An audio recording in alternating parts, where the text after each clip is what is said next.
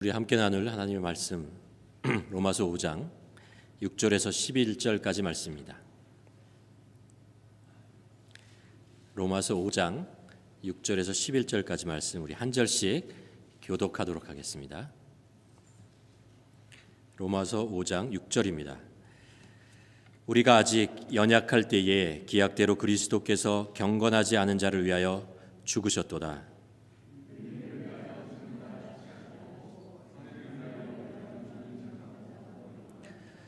우리가 아직 죄인 되었을 때에 하나님께서 우리를 위하여 죽으심으로 그리스도께서 우리를 위하여 죽으심으로 하나님께서 우리에 대한 자기의 사랑을 확증하셨느니라.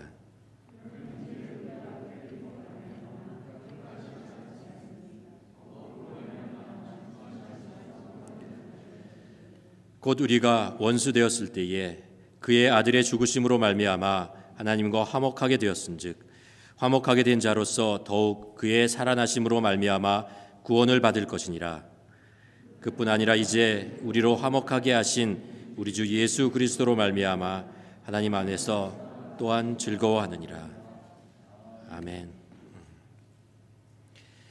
우리가 종려주일을 오늘 맞이하고 있습니다. 예수님께서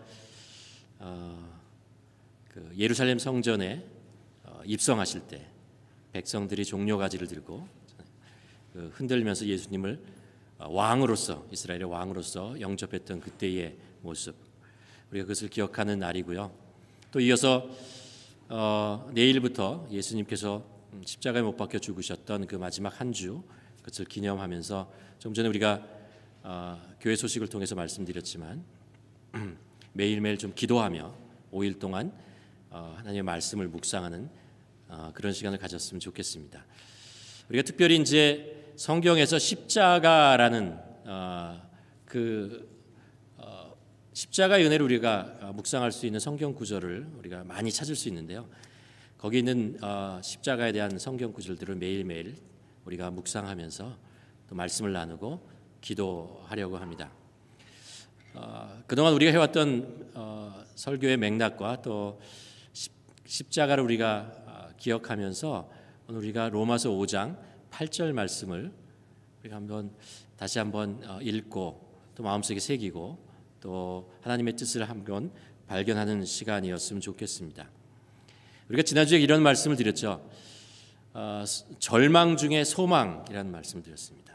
십자가죠. 절망 중에 소망이 되는 게 십자가인데 십자가는 하나님의 의다. 그런 말씀을 나눴습니다. 십자가에 하나님의 의가 나타났습니다. 그렇죠?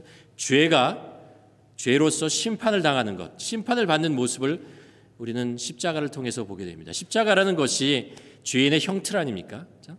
죄인이라면, 죄를 지었다면, 죄가 있다면 그것은 당연히 심판을 받아야 되는 것입니다. 사실 우리들이 살고 싶은 사회가 그런 거 아닙니까? 죄가 아닌 것처럼 여겨지고 그리고 죄를 모른다고 하고 죄를 마구 저지르는 그런 사회가 아니고 의가, 정의가 세워지는 그런 사회, 그런 그 사회에서 살기를 원하지 않습니까? 하나님은 정의로우신 심판자이시기 때문에 죄를 심판하신다라는 것, 십자가는 의로운 하나님께서 죄를 심판하시는 것이다라는 것을 우리들에게 가르쳐 주십니다.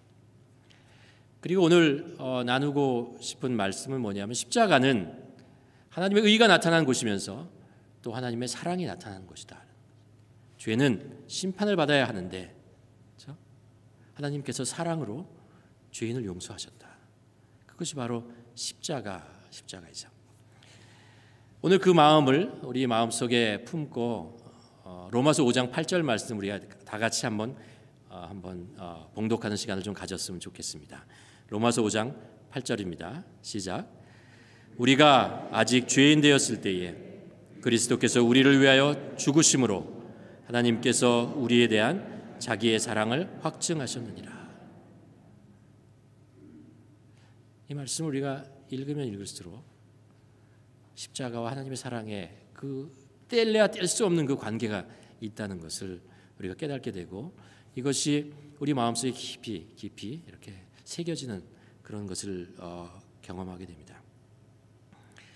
그런데 이 말씀을 가만히 읽다 보면요, 이상한 것이 있습니다. 이런 질문을 할 수 있어요.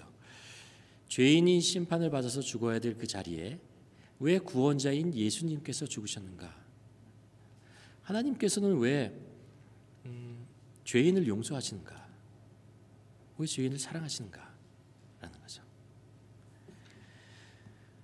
로마서 5장 8절을 읽으면서 우리는 두 가지 반응을 하나 할 수 있습니다. 하나는 이해할 수 없다라는 거죠.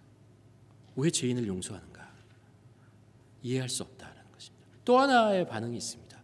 그것은 눈물입니다. 감격이고 이야기가 누구의 얘기인가라는 거죠. 이 두 반응의 차이를 나타내는 것은 그것입니다. 내가 죄인이라는 것을 깨닫는 것이고 내가 십자가 앞에 서야 되는, 십자가 위에 있어야 될 존재라는 것을 고백할 수밖에 없는 것을 깨달은 사람이죠. 예수님께서 나를 위하여 나 때문에 죽으셨구나. 하나님이 나를 이 정도로 사랑하시는구나. 이 말씀이 우리 안에 이 하나님의 사랑과 하나님의 그 놀라운 은혜가 나의 고백이 될 때, 그럴 때 이 말씀 앞에서 우리는 눈물을 흘릴 수밖에 없고 고개를 숙일 수밖에 없게 됩니다. 오늘 우리가 읽은 로마서 6장 11절 말씀을 가만 보면 예수님께서 십자가에 못 박혀 죽으실 그 당시에 인간의 모습이 어떤 것이었는지 세 가지로 설명하고 있습니다. 5장 6절에 보면 이렇게 얘기를 하죠. 우리가 아직 연약할 때에 기약대로 그리스도께서 경건하지 않은 자를 위하여 죽으셨느니라. 여기서 연약한 자라고 하는 것은 몸이 약하다, 병에 잘 걸린다, 이런 의미를 가지고 있는 것이 아니고 죄의 유혹에 귀가 솔깃하고 쉽게 넘어지고요, 사탄의 공격의 두려움과 걱정과 근심 때문에 무너져버리는 그런 연약한 믿음을 얘기하고 있는 것입니다. 우리가 잘 아는 대로 이스라엘 백성들이 이집트에서 나와서 광야에서 했던 생활들을 우리가 가만 보면 그들의 믿음이 얼마나 연약했다는 것을 알 수 있습니다. 하나님께서 그들을 구원하실 때, 이집트에서 구원하실 때 그 놀라운 능력 있잖아요. 10가지 재앙을 베푸시고 홍해를 가르치고 뭐 이런 모든 것들을 경험했는데도 불구하고 광야의 생활에 조금 어려운 것, 물이 부족하고 식량을 찾을 수 없을 것 같은 그 두려움, 그리고 광야에서의 그 차가운 밤 기운과 낮의 뜨거운 햇빛, 그런 것을 이제 경험하면서 그들의 생활이, 그들이 하는 것이 뭡니까? 원망 아닙니까? 불평 아닙니까? 불만 아닙니까? 이렇게 자신이 처하는 형편 속에서 믿음이라는 것이 마구 흔들리는 것, 이런 것을 연약하다고 얘기를 하는 거죠. 어린아이의 신앙에 대한 이야기를 성경에서 합니다. 무엇인가 좋은 일이 있으면 하나님의 은혜, 하나님께 감사, 이렇게 하다가 조금이라도 어렵고 힘든 일이 있으면요, 사람에게 불평해요. 환경에게 불평합니다. 누군가가 어디에선가 희생양을 찾으려고 하고, 그래서 사람들을 향해서 불평과 불만을 내뱉고 비난하고 이런 것을 하죠. 바로 믿음이 연약하다라는 이야기입니다. 우리가 삶이 어려울 때 우리들의 민낯잖아요. 우리의 원래의 모습이 보여지게 됩니다. 선을 생각하고 선을 말하지만 선을 행하지는 못하는 그런 나의 모습. 남의 눈에 티는 분명히 보이는데 내 눈에 있는 들보는 보이지 않는 그런 모습이잖아요. 근데 예수님께서 이런 위선적이고 연약하고 경건하지 못한 자를 위해서 죽으셨다는 거예요. 예수님께서, 하나님께서 이 연약하고 경건하지 못하고 위선적인 그 자들을 위해서 당신의 외아들을 죽이셨다는 것입니다. 예수님께서 십자가에 못 박혀 주실 때 우리의 인간의 모습이 그런 모습을 다 아셨는데도 불구하고 당신의 외아들을 십자가에 죽이셨다라는 거죠. 그들을 구원하기 위해서. 또 하나 조금 전에 읽은 5장 8절의 말씀에 보면 인간의 모습이 어땠냐 하면은 이렇게 얘기하죠. 우리가 아직 죄인 되었을 때 그리스도께서 우리를 위하여 죽으심이라. 죄라고 하는 것은 무엇입니까? 죄라는 것은 하나님을 떠나서 자기 마음대로 사는 거죠. 그래서 자기 마음대로 살아가다가 맺어지는 열매, 결과, 그런 것이 죄, 범죄, 그런 것입니다. 잘하는 그 아버지의 유산을 그냥 뺏듯이 가져가서 세상 속에서 자기 마음대로 살다가 탕진해 버리는 그런 모습을 보잖아요. 마음대로 사용합니다. 그리고 그것을 다 사용하고 탕진해서 돼지 우리에 가서 살 수밖에 없는 그 인간, 그 모습 있잖아요. 이 죄된 모습이죠. 근데 아버지가 여전히 그를 사랑해요. 그 탕자를 기다리는 것이죠. 이 말씀을 이렇게 보면서 이 탕자의 그 삶이 참 가엾다. 어떻게 그렇게 살 수가 있느냐 라는 생각을 하면서도 또 한편으로 그 아버지의 모습이 가엾습니다. 아니 그 호료 자식 같은 그 자식을 매일같이 돌아올 것을 기다려서 있잖아요. 돌아올 그 길을 매일 쳐다보면서 언제나 이제나 저제나 돌아올까라고 기다리는 그 모습, 그 아버지의 모습이 좀 애처롭지 않습니까? 그런데 이것이 하나님의 모습이라는 거예요. 죄인을 향한 하나님의 기다림, 그것이 바로 이런 모습인 거죠. 로마서 8장 5장 8절 말씀에서 예수님께서 죄를 위하여 십자가에 못 박혀서 죽으실 때 그 시점에 대한 이야기를 합니다. 그 시점이 언제이냐 하면요, 죄인이 있잖아요, 내가 의롭다고 생각하고 죄를 인정하지 않고 죄에 취해서 살고 있던 그때입니다. 그가 조금이라도 나 죄인인가 보다, 내가 잘못했나 보다, 회개할까? 이런 마음이 막 생겨나고 그럴 때가 아니라는 거예요. 이미 죄에서 취해서 거기에 깊이 빠져 있을 때, 자기가 죄인이라는 것을 인식하지도 못하고 오히려 내가 의인이라고 생각하고 있을 그때에 예수님께서 그 죄인을 위해서 죽으셨다. 성경에 보면 유다의 왕 중에 인간의 성정으로 가만 보면요, 정말 이해가 되는 하나님의 사랑을 이해할 수 있는 부분이 나오고, 또 하나는 정말 인간의 성정으로는 이해할 수 없는 하나님의 사랑에 대한 이야기를 한 가정 속에서 나타내는 것을 볼 수 있습니다. 누구냐 하면요, 히스기야와 므낫세입니다. 두 관계가 어떻게 되죠? 히스기야의 아들이 므낫세죠. 그렇죠? 히스기야 왕은 우리가 잘 아는 대로 유다의 13번째 왕으로서 정말 선한 왕이었습니다. 자타가 인정하는 그 정말 나라를 선하게 세우고 하나님의 말씀으로 세우려고 다시 종교개혁을 일으키면서 정말 자기를 헌신했던 히스기야 왕이죠. 근데 그가 왕으로서 통치한 지 14년이 지날 때에 병에 걸려요. 그 죽게 돼요. 그 얘기를 들으면서 아니 하나님, 이 선한 왕이 하나님을 향해서 이렇게 헌신한 이 히스기야 왕이 왜 병 때문에 죽어야 합니까? 이런 생각을 하게 되죠. 근데 하나님께서 그의 삶을 연장시켜 주시죠. 15년을 연장시켜 주십니다. 그때 마음속에 드는 것이 있습니다. 역시 하나님은 선하시다. 역시 하나님은 정말 선하시고 사랑의 하나님이시구나 라는 생각을 할 수 있습니다. 근데 그 아들이 므낫세잖아요. 그 므낫세는 아버지 히스기야와 전혀 다른 왕이었습니다.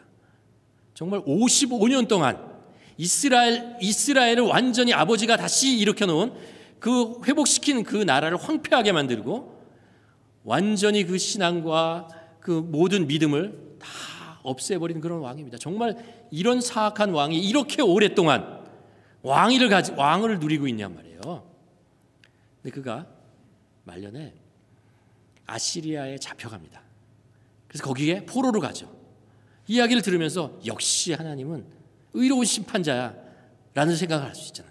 야, 역시 이렇게 사니까 이렇게 심판을 받는 거야 라고 생각을 했습니다. 그런데 역대기에 보면요, 그가 포로로 풀려가서 거기서 회개를 해요. 회개를 해요. 근데 하나님께서 그 회개를 받아주세요. 용서하시고 다시 돌아와서 왕위를 복권시켜 줍니다. 아니 하나님, 지금 뭐 하시는 거예요? 이렇게 하실 수 있는 것입니까? 그동안 그렇게 악한 일을 했는데 이제 가서 조금 회개했다고 어떻게 그것을 용서하실 수 있습니까? 뭐 이런 생각을 인간적으로 할 수 있는데 하나님께서 그렇게 하신다는 거예요. 이 이야기는 무슨 얘기냐면요, 지금 우리가 살고 있는 이 시대에 정말 우리의 눈으로 용서할 수 없는 극악무도한 죄인을 위해서 예수님께서 십자가에 죽으셨다는 거예요. 그가 회개할 생각도 안 하고 아직 자신이 죄인이라는 것을 인정하고 있지 않은 그때에 그를 용서하기 위해서 구원의 길을 열어놓으셨다는 거예요. 왜요? 하나님께서 그 죄인을 사랑하시기 때문에. 이게 하나님의 사랑이에요. 세 번째 보면 5장 10절에 보면 또 이렇게 얘기합니다. 곧 우리가 원수 되었을 때 그의 아들의 죽으심으로. 원수 되었다라는 거예요. 예수님께서 원수를 사랑하라라는 말이 나오는, 이거 정말 받아들이기 어려운 말씀입니다. 원수라는 것은 뭐예요? 나에게 무엇인가 치명적인 피해를 입혔기 때문에 원수가 되는 거 아니에요. 나나 내 가족들에게 정말 치명적인 그런 악한 일을 했고 그것 때문에 우리 가족이 상처를 받고 아픔을 가지고 슬픔을 가지고 살아갈 수밖에 없는 그런 사람을, 그런 대상을 우리는 원수라고 얘기하지 않습니까? 그런데 원수 될 때 예수님께서 죽으셨다라는 이야기합니다. 요나의 얘기가 바로 그런 얘기를 하고 있는 거죠. 니느웨의 그 원수들 있잖아요. 그들에게 하나님께서 가서 하나님의 메시지를 전하라고 하니까 그 요나가 반대하죠. 안 가겠다고 하죠. 하나님께서 가라고 합니다. 근데 그 메시지가 뭐였냐면 니느웨가 심판을 받는다는 메시지예요. 아니 근데 왜 심판의 메시지를 안 전하라고 하는 거예요? 자기가 그렇게 싫어하는 원수인데 왜 안 전하라고 하는 거예요? 요나가 아는 게 있거든요.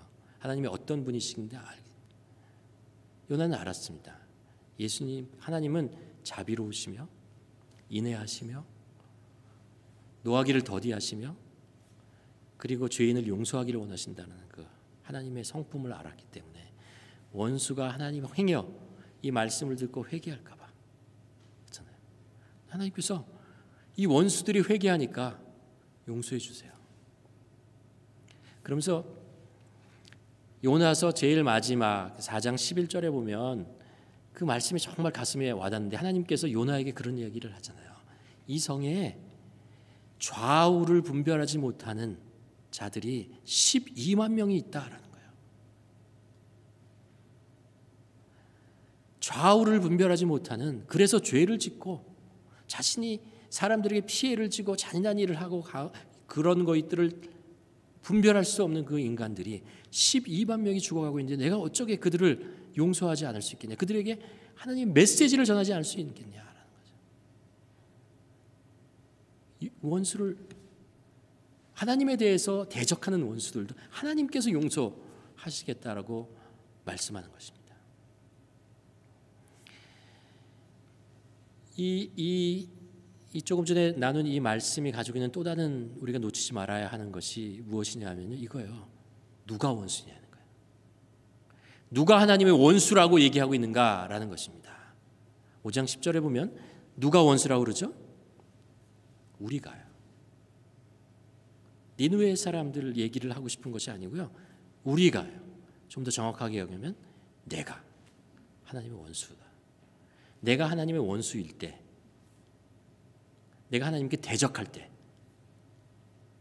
성경에 로마서 야고보서에 보면 이렇게 얘기합니다. 뭐가 하나님의 원수가 되는 행동이냐 이렇게 얘기하죠. 육신의 생각은 하나님과의 원수가 된다. 야고보서에 가늠한 여인들아, 누구든지 세상과 버치되고자 하는 자는 스스로 하나님과 원수된다는 거예요. 그러니까 우리가 세상을 사랑하고 세상과 버티고 세상의 것들을 즐기고 누리고 살아가고 있을 때, 그때에 하나님을 외면하고 하나님은 존재하지 않는다고 생각하고 세상을 사랑하고 세상 속에서 나의 즐거움과 나의 행복과 이런 것을 향해서 막 살고 있을 때, 그게 하나님께 원수된 모습이라는 거예요. 그때 하나님께서 그를 사랑하셔서 예수님을 십자가에 못 박혀 죽게 하셨다라고 말씀하고 있는 것입니다. 내가 원수라는 거예요. 여러분이 원수라고요. 여러분이 원수가 되었을 때에 하나님께서 십자가에 못 박혀 예수님을 십자가에 못 박게 죽게 만드셨다라고 오늘 성경이 얘기하고 있습니다. 하나님께서 그렇게 하신 이유는요, 딱 한 가지 때문에 그래요. 사랑하기 때문에 그래요. 연약한 자, 죄인 그리고 원수를 사랑하셨다는 거예요. 근데 그게 나 여러분이기 때문에 용서하셨다고 그리고 사랑하셨다 말씀을 합니다.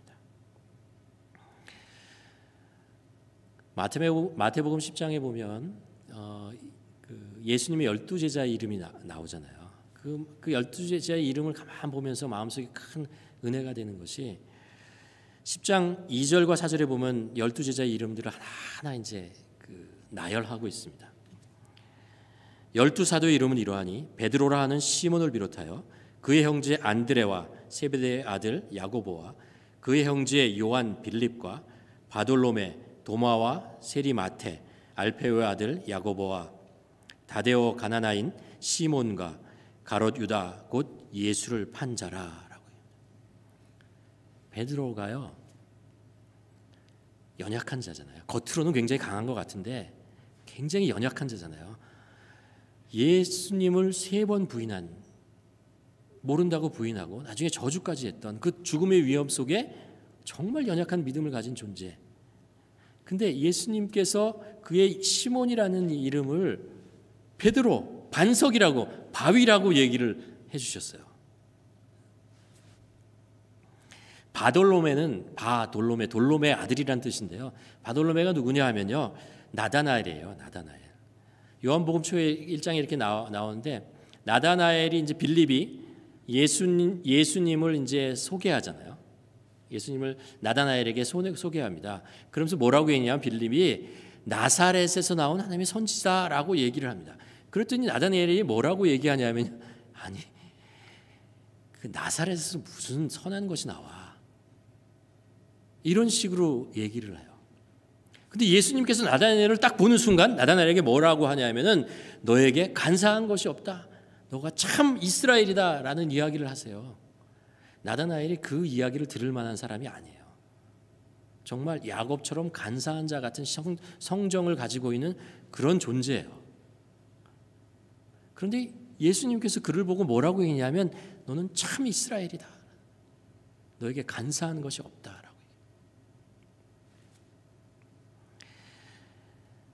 세리 마태 잘 아는 대로 마태복음 마태가 지은 거예요. 그러니까 자기 얘기를 하고 있는 거예요. 자기가 예수님의 제자라고 얘기를 하면서 세리 마태라고 얘기합니다.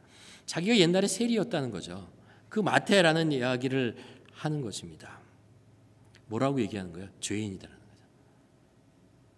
예수님께서 그러니까 뭐냐면요, 죄인을 예수님이 제자로 만드셨다는 얘기예요. 이게 말이 되는 얘기예요. 죄인을 예수님이 제자로 만드셨다. 마지막에 누구에 대한 이야기를 하면 가롯 유다에 대한 이야기를 합니다. 그러면서 뒤에다 이렇게 쓰나요? 예수님을 판 자. 저 같으면 그 이름 안 넣어요. 이런 사람 그냥 빼버려요. 왜 예수님을 판 자, 예수님 원수된 자를 그 예수님의 그 12제자 이름에다가 집어넣냐 말이에요. 빼버리죠. 근데 성경은 그의 이름을 넣었어요. 가만 생각해 보면 이게 하나님 예수님의 마음이라는 것을 마태가 알았기 때문에 그렇죠. 비록 가롯 유다가 예수님을 판 자이지만 예수님은 끝까지 가롯 유다를 포기하지 않았다.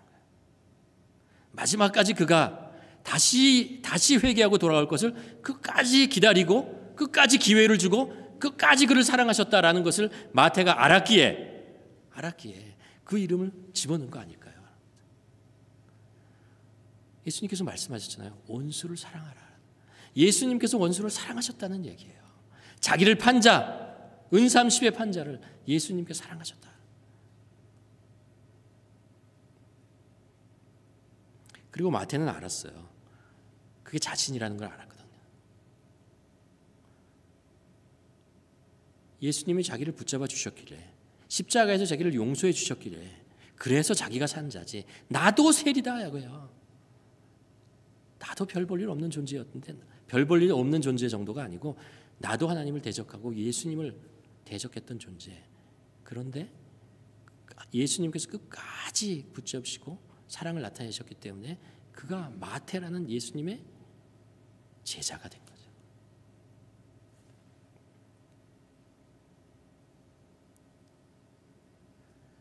그리고 예수님께서는 자신을 3번 부인할 베드로를 위해서, 그리고 간사해 보이는 바돌로메를 위해서, 그리고 세리였던 그 마태를 위해서, 그리고 혹시 돌아올지 모르는 가롯 유다 같은 원수를 위해서 예수님께서 십자가에 못 박혀 죽으셨습니다. 왜냐하면 사랑하셨어요. 이 모든 사람들을 사랑하셨기 때문에 그렇습니다. 하나님께서 이들을 여전히 품으시고 그들이 돌아오기를 계속해서 기다리고 계시다는 것을 아셨기 때문에 그들에게 복음을 전하고 그들을 위해서 예수님께서 십자가에서 죽으시고 피를 흘리신 거예요.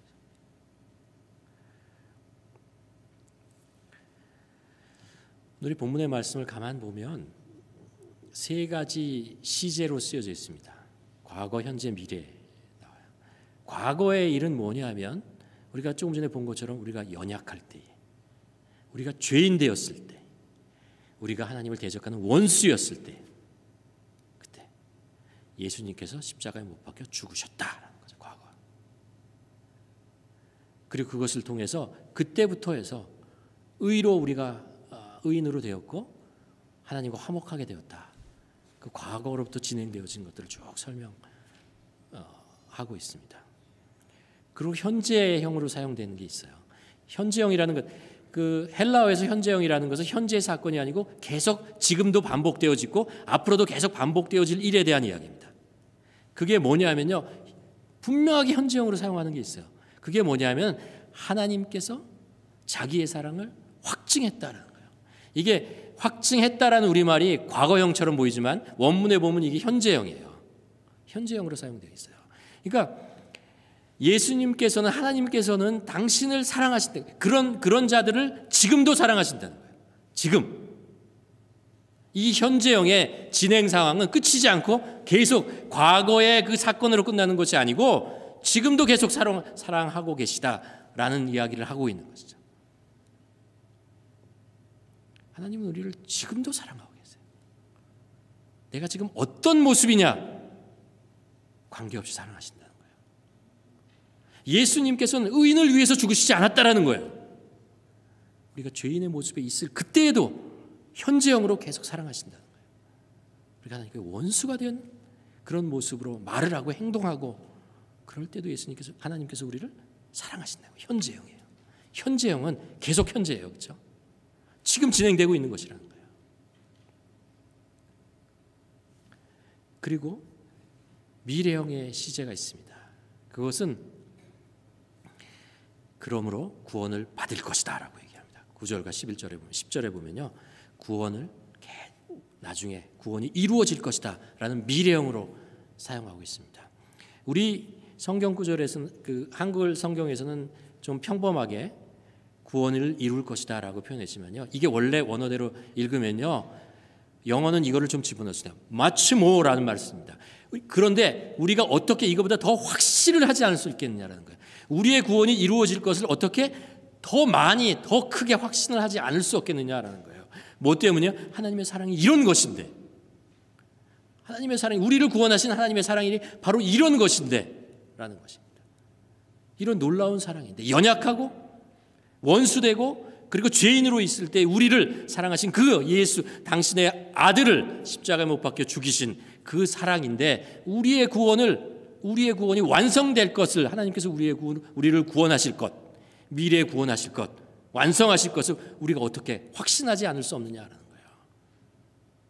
누가 우리를 하나님의 사랑에서 과연 끊을 수 있는, 이런 사랑에서 끊을 수 있겠냐 말이에요. 여러분, 우리의 구원의 확신은 하나님의 사랑을 우리가 얼마나 깊이 깨닫느냐에 달려 있습니다. 하나님의 사랑이 어떤 것이라는 것을 우리가 깊이 깨달을수록 우리의 구원의 확신은 더욱더 커지는 것입니다. 사도 바울이 그렇게까지 하나님의 구원에 대해서 그렇게 확신을 가질 수 있었던 것은 사도 바울이 하나님의 사랑이 무엇인지를 알았기 때문에 그래요. 누구보다도 하나님의 사랑을 분명하게 알았기 때문에요. 왜 그래요? 사도 바울은 죄인의 괴수라고 자기를 알았어요.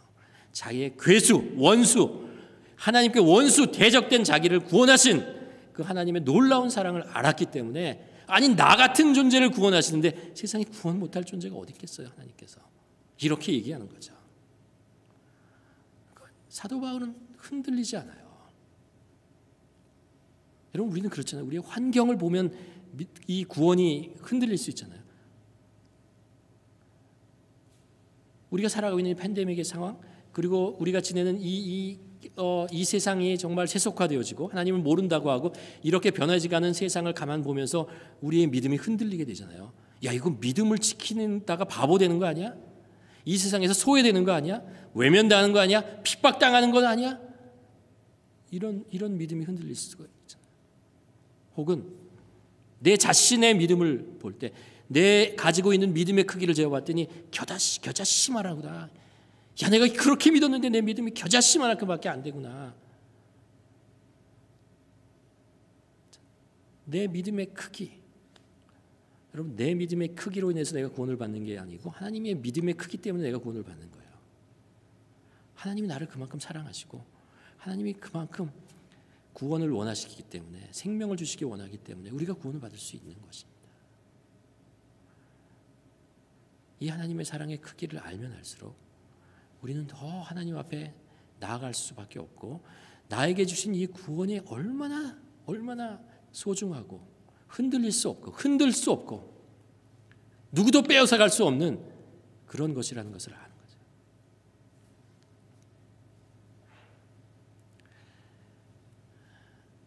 다시 한번 말씀드립니다. 사도 바울은 이렇게 우리에게 얘기하고 있는 거예요. 내가 연약하고 내가 죄인 되고 내가 원수 되었을 때 하나님께서 당신의 외아들 예수 그리스도를 나를 위해서 죽이셨다. 나를 사랑하셔서. 여러분, 그 사랑을 알고 계십니까? 그 사랑을 마음속에 감격하고 매일매일 그것을 묵상하십니까? 우리가 하나님의 사랑을 더 깊이 알면 알수록 우리의 믿음은 흔들리지 않고, 우리의 구원은 흔들리지 않고, 우리가 이 험한 세상, 이 힘든 세상 기쁨으로, 마지막 절이 그거예요. 마지막 절도 현재형이에요.